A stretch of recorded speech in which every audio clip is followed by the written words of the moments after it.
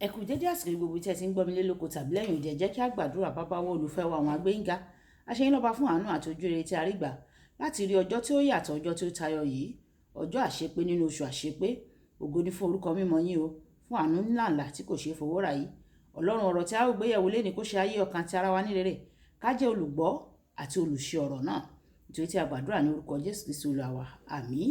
Ìwé ọ̀run ṣíṣí tí a ti ọwọ́ olùṣọ́ àgùntàn yín náà kọ Adéjàre Adébóyè kọ, èní ọjọ́ keje nínú oṣù keje. Àkòrí tí a ó gbéyẹ̀wò sọ wípé Kristẹni ní tòótọ́. Kristẹni ní tòótọ́. Àwọn àkọsórí wa nínú ìwé Jákọ́bù orí ìkíní ẹsẹ̀ ìkarùndọ́gbọ̀n.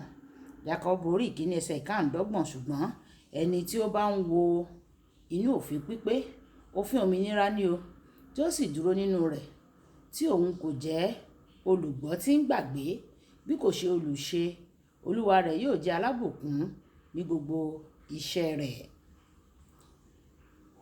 Wàyí, nígbà tí a mú bíbélì kíkà wa nínú ìwé Jákọ́bù bákan náà, ìwé Jákọ́bù bákan náà orí ìkíní ẹsẹ̀ ìkọkànlélógún títí dé ẹsẹ̀ ìkẹtàdínlọ́gbọ̀n. Ìwé Jákọ́bù orí ìkíní ẹsẹ̀ ìkọkànlélógún títí dé ẹsẹ̀ ìkẹtàdínlọ́gbọ̀n. Nítorí náà, ẹ fi gbogbo ẹ̀rí àti búburú àṣelékè lélẹ̀ ní apá kan, kí ẹ sì fi ọkàn tútù gba ọ̀rọ̀ náà tí a gbè, tí ó lè gba ọkàn yín là. Ṣùgbọ́n ẹ jẹ́ olùṣe ọ̀rọ̀ náà, kí o má sì ṣe jẹ́ olùgbọ́ nìkan, kí ẹ má tan ara yín jẹ. Nítorí bí ẹnìkan bá jẹ́ olùgbọ́ ọ̀rọ̀ náà tí kò sì jẹ́ olùṣe, òun dàbí ọkùnrin tó ṣàkíyèsí ojú ara rẹ̀ nínú àwòjíji. Nítorí ó ṣàkíyèsí ara rẹ̀, ó sì bá tirẹ̀ lọ lójú kan náà, ó sì gbàgbé bí òun ti rí. Ṣùgbọ́n ẹni tí ó bá wo inú òfin pípé, òfin òmìnira nì, tí ó sì dúró nínú rẹ̀, tí òun kò jẹ́ olùgbọ́ tí ń gbàgbé, bí kò ṣe olùṣe, olúwa rẹ̀ yóò jẹ́ alábùkún nínú ìṣe rẹ̀. Bí ẹnikẹ́ni bá rò pé òun sin Ọlọ́run nígbà tí kò kó ahọ́n rẹ̀ ní ìjánu, ṣùgbọ́n tí ó ń tan ọkàn ara rẹ̀ jẹ, ìsìn olúwa rẹ̀ asán ni. Ìsìn mímọ́ àti àìléèrí níwájú olúwa àti bàbá ni èyí o, láti máa bójútó àwọn aláìní baba àti àwọn opó nínú ìpọ́njú wọn, láti pa ara wọn mọ́ láìlábàwọ́n kúrò ní ààyè. Wàyí, ẹ tẹ́tí bẹ̀rẹ̀ jẹ́ láti gbọ́ ohun tí olùṣọ́ àgùntàn yín náà kọ Adéjàre Adébóyè tí wọ́n ní fún wa ní èní ọjọ́ ajé. Ìyàtọ̀ wà kí a máa pè wá ní Kristẹni àti jíjẹ́ Kristẹni ní tòótọ́. Ọ̀pọ̀ àwọn ènìyàn máa ń dáhùn gẹ́gẹ́ bí Kristẹni, ṣùgbọ́n wọn kò ṣàfihàn Kristi nínú ayé wọn. Lílọ sí ilé ìjọsìn, ṣíṣe iṣẹ́ nínú ìjọ, ààwẹ̀ gbígbà, àdúrà gbígbà, gbogbo rẹ̀ lè jẹ́ ṣíṣe ẹ̀sìn nìkan tí o kò bá ṣàfihàn Kristi nínú ìgbé ayé rẹ lójoojúmọ́. Àwọn ènìyàn kan ń dàgbà sínú ìjọ, àwọn iṣẹ́ ìsìn sì ti mọ́ wọn lára, ṣùgbọ́n wọ́n ń gbé nínú ẹ̀ṣẹ̀ gẹ́gẹ́ bí àwọn aláìgbàgbọ́. Ọ̀nà tí o lè fi mọ̀ tòótọ́ bóyá o ní Kristi nínú rẹ ni nípasẹ̀ àwọn àyípadà tí ó ti ṣẹlẹ̀ nínú ayé rẹ láti ìgbà tí o ti di àtúnbí. Tó bá jẹ́ lẹ́yìn ọdún méjì fún àpẹẹrẹ, tí ẹ̀mí mímọ́ kò tí ì ṣe agbátẹrù ìyípadà kankan nínú àwọn ìṣesí rẹ kọ̀ọ̀kan, a jẹ́ pé bóyá ẹ̀sìn lásán ni ò ń ṣe o. Àwọn ènìyàn kan lè gbàdúrà fún ọ̀pọ̀ wákàtí, ṣùgbọ́n wọ́n sì máa ń parọ́ ṣẹ́rẹ́ṣẹ́rẹ́. Àwọn kan tilẹ̀ ń ṣiṣẹ́ ìyanu, síbẹ̀ wọ́n ní àìlè dáríjini ní ọkàn wọn.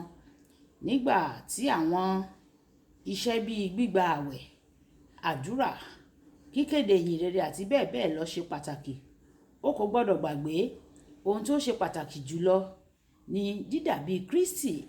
Gbogbo àwọn iṣẹ́ yẹn jẹ́ ọ̀nà sí òpin, wọn kì í ṣe òpin fúnra wọn. ọmọ ọmọ Ọlọ́run tó bá fẹ́ dàbí Kristi ní tòótọ́ rí ara rẹ̀, ó máa rí ara rẹ̀ sínú ọ̀rọ̀ Ọlọ́run. Nítorí kíka Bíbélì rẹ déédéé, nígbà tí o bá ka Bíbélì, o ní ìbáṣepọ̀ pẹ̀lú Kristi fúnra rẹ̀, nítorí òun ní ọ̀rọ̀. Ìwé Jòhánù orí kìíní ẹsẹ̀ ìkíní, ìwé Jòhánù orí ìkẹtàdínlógún ẹsẹ̀ ìkẹtàdínlógún sọ pé ìyàsímímọ́ wà nípa ọ̀rọ̀. Ìwé Éfésù orí ìkarùn ẹsẹ̀ ìkẹtàdínlọ́gbọ̀n sọ pé fi ọ̀rọ̀ wẹ̀ wá mọ̀. Ìwé orin Dáfídì orí ìkọkàndínlọ́gọ́fà ẹsẹ̀ ìkọkànlá sọ pé kọ́ wa nígbà tí a bá pa ọ̀rọ̀ rẹ mọ́ ní ọkàn àyà wa, yóò pa wá mọ́ láti má ṣe dẹ́ṣẹ̀ sí i. Ìyípadà tòótọ́ ó máa ń wáyé nígbà tí o bá ní ìbáṣepọ̀ pẹ̀lú Ọlọ́run nípasẹ̀ ọ̀rọ̀ rẹ̀. Ìwé Jákọ́bù orí ìkíní ẹsẹ̀ ìkejì, ó ṣe àkàwé ọ̀rọ̀ Ọlọ́run gẹ́gẹ́ bí àwòjíji. Nígbà tí àwọn ènìyàn bá wo ara wọn nínú àwòjíji, wọn kò ṣe bẹ́ẹ̀ lásán o, ṣùgbọ́n wọ́n fẹ́ wo bí àwọn ṣe rí àti láti ṣe àtúnṣe àti àyípadà níbi tí ó yẹ. Nígbà tí o bá ka ọ̀rọ̀ Ọlọ́run, ìfẹ́ inú rẹ̀ yóò jẹ́ pé kí o yí èrò rẹ, ìwà àti ìṣe rẹ padà. Nígbà tí agbára inú ọ̀rọ̀ rẹ̀ tí ó bá wọ inú rẹ, tí o bá máa ń tètè bínú tẹ́lẹ̀ kí o tó bẹ̀rẹ̀ sí ní ka ọ̀rọ̀ Ọlọ́run Bíbélì, ọ̀rọ̀ Ọlọ́run yóò mú kí o mú ìbínú rẹ kúrò, kí o sì yí padà sí onísùúrù àti ènìyàn tútù. Tí o bá ní ìbìnújẹ́ ọkàn, ọ̀rọ̀ rẹ̀ yóò mú kí aṣọ ìbìnújẹ́ kí ó kúrò, kí o sì fi aṣọ ayọ̀ àti ìyìn rọ́pò rẹ̀ fún ọ.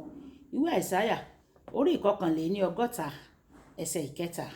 Olùfẹ́, o gbọ́dọ̀ gba ọ̀rọ̀ Ọlọ́run láàyè láti máa gbé inú rẹ nínú ọgbọ́n gbogbo. Kólósè orí ìkẹta ẹsẹ̀ ìkẹrìndínlógún. Kí o má bàa jẹ́ ẹni tó ń ṣe ẹ̀sìn nìkan ṣùgbọ́n Kristẹni ní tòótọ́. Kókó àdúrà: Baba, jọ̀wọ́ ràn mí lọ́wọ́ láti pa ọ̀rọ̀ rẹ mọ́ nínú àyà mi, kí n sì gbé gẹ́gẹ́ bí ìfẹ́ rẹ ní ìgbà gbogbo, ní orúkọ Jésù. Ẹ já sọ pé bàbá mi, Olúwa ràn mí lọ́wọ́ láti pa ọ̀rọ̀ rẹ mọ́ sí ọkàn àyà mi, láti máa ka ọ̀rọ̀ rẹ, kí n sì máa ṣe, kí n máa tẹ̀lé gẹ́gẹ́ bí o ti sọ, kí ó jẹ́ àwòjíji fún mi láti lè mú ohun tí ó kùdìẹ̀ káàtó nínú ayé mi kúrò. Ọlọ́run yóò sì ṣe fún wa bẹ́ẹ̀ ní orúkọ Jésù. Olúwàbùkọ́lá Ayápọ̀ ní orúkọ mi. Ẹ máa bá mi like, kẹ́ máa share, kẹ́ máa comment nípa ẹ̀. Ọlọ́run yóò ràn wá lọ́wọ́. Ó dàbọ̀.